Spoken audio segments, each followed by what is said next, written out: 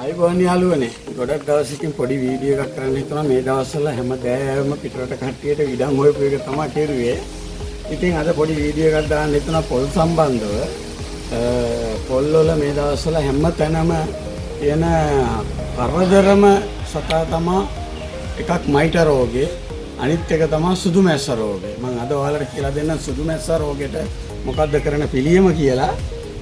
මේ තමයි ඒ සුදු මැස්ස රෝගේ සුදු මැස්සගේ ආරම්භය. පොල් කොලේ වලට පේන නැති මේ විදිහට තමයි පොල් කොලේ කූඩු හදාගන්නේ.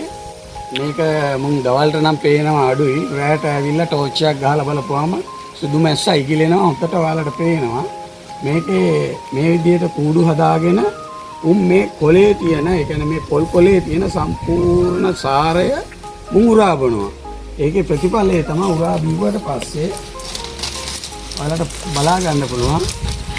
මේ තියෙන්නේ ඒ විදිහට පොල් කොලේ අනිත් පැත්ත බලපුවාම මේ විදිහට කොළ පාට වෙලා තියෙන පොල් කොලේ මේ විදිහට කහ පාට වෙනවා. ඒ කියන්නේ කොළ පාට තියෙන සාරය සම්පූර්ණ උරා බීලා තියෙනවා. ඉතින් ඔය විදිහට ඒක උරා බිව්වට පස්සේ ඌ ආයේ නැවත මේ පොල් කොලේ ඉන්නේ නැහැ.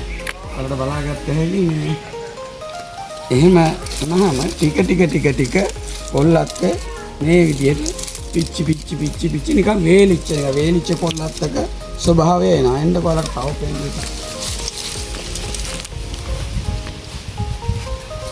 මේ තියෙන්නේ මේ විදිහට සුදු මැස්ස රෝගයෙන් විනාශ වෙච්ච පොල්ලත්තක්. ඒ කියන්නේ ගහේ පොල්ලත්ත අමු වුණාට මේ හරිය සුදු මැස්ස රෝගයෙන් මේ කොළ ඔක්කොම විශ්වීරා බීලා මේ තියෙන්නේ මේ විදිහට වේලෙනවා. අමු පොල් මේ වේලිච්ච පොල්ලත්තක ආකාරයට කොළ ටික ඔක්කොම වේලෙනවා. වේලිලා ඒවා දිර චූටි මේ විදිහට ඔය විදිහට චූටි කැබිලි වලට මේ තියෙන කෑලි වලට කැබි ඔක්කොම කැඩෙනවා. ඔය වගේ කෑලි කැඩි වැටෙනවා. ඉරටුව පවා දිරනවා. නමුත් පොල්ලත් අමුයි. වලට බලාගත්ත හැකි පොල්ලත් අමුයි. නමුත් අර සුදු මැස්සා මේ කොළවල තියෙන යුෂ උරා බීලා හින්දා මේවා ඔක්කොම වේලිලා වේලිච්ච පොල්ලත්තක ස්වභාවය වෙලා මේවා ඔක්කොම වේලිච්ච පොල්ලත්තේ නම් පොල්ලත්ත වේලිලා පොල්ලත්තම වැටෙනවානේ. දැන් මේකෙ වෙන්නේ නාරටිය ඉතුරු වෙනවා. පොල් කොළ ඔක්කොම ඉරටු පවා ඔක්කොම දිර වැඩි කාලයක් යන ඉස්සලා ඉක්මනටම දිර බිමට වැටෙන්න ගන්නවා. ඉතින් මේකට එක සාමාන්‍ය පොල් ගස් වලට නම් ප්‍රතිකර්ම කරගත්ත හැකි. අර උස පොල් ගස් වලට සාමාන්‍යයෙන් අවුරුදු 20 25 30 ගිය පොල් ගස් වලටත් තියෙනවා.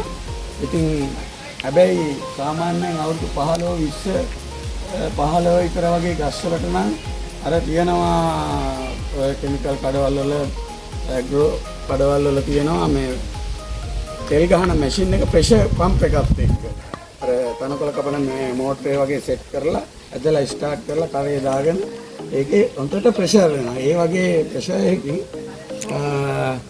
වෙන මොකුත් ඕනේ නැහැ. කොහොඹ තෙලුයි ප්‍රොපනොපොසුයි. කොහොඹ තෙල් සහ ප්‍රොපනොපොස් හොඳට කලවම් කරලා ඒකේ මිලි ප්‍රමාණයක් තියෙනවා. කලවම් කරලා අත්තේ යටපැත්තට හොඳට තෙමෙන්න ගහපුවාම තුන් පාරක් විතර වගේ, ඒ කියන්නේ මාසෙකට දෙපාරක් විතර වගේ, මාසෙකමාරකට තුන් පාරක් විතර වගේ හොඳට තෙමෙන්න ගහපුවාම මේක ඇරිලා යනවා. හැබැයි උස පොල් ගස් වලට නම් සමහරු නැගලත් ගහනවා. මිල නම් කොහොමද දන්නේ නැහැ. ටැංකියේ බැඳගෙන නැගලා ස්ටාර්ට් කරලත් ගහනවා. එයාට ලොකු ගස් වලට වැඩිය සාමාන්‍යයෙන් අවුරුදු 10 15 20 විතර ගස් වලට තමයි මේකේ ලොකුම බලපෑම තියෙන්නේ. උස ගස් වල හුළඟ නිසා ටිකක් අඩුයි. අඩු වුණාට තියෙනවා. නමුත් ඒක ඉතින් කරන්න දෙයක් නැහැ දැන්.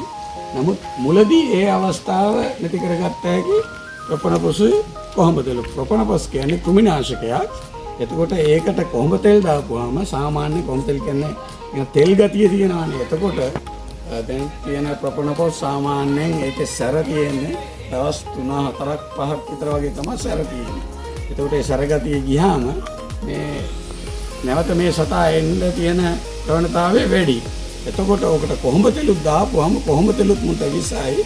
කොහොඹ තෙලුත් දාපුවාම ඒ තෙල් ගතිය මේ කොලේ යටපැත්තේ සාමාන්‍යයෙන් සති දෙකක් විතර වගේ යටපැත්තේ නිකන් අර තෙල් ගතියෙන් තියෙනවා. එතකොට මේ සතා එක්කෝ යනවා නැත්තම් මැරෙනවා.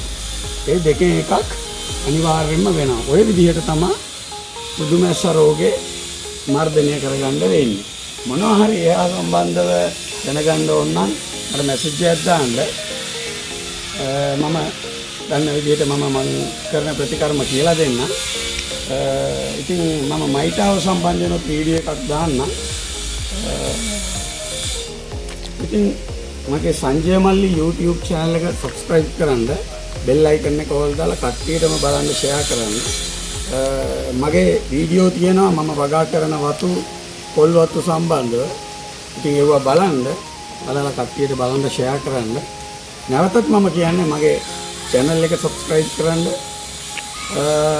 මොනවා හරි අවශ්‍යතාවයක් වුණොත් මගේ නම්බරේ දානවා මගේ වීඩියෝ එක යටින්.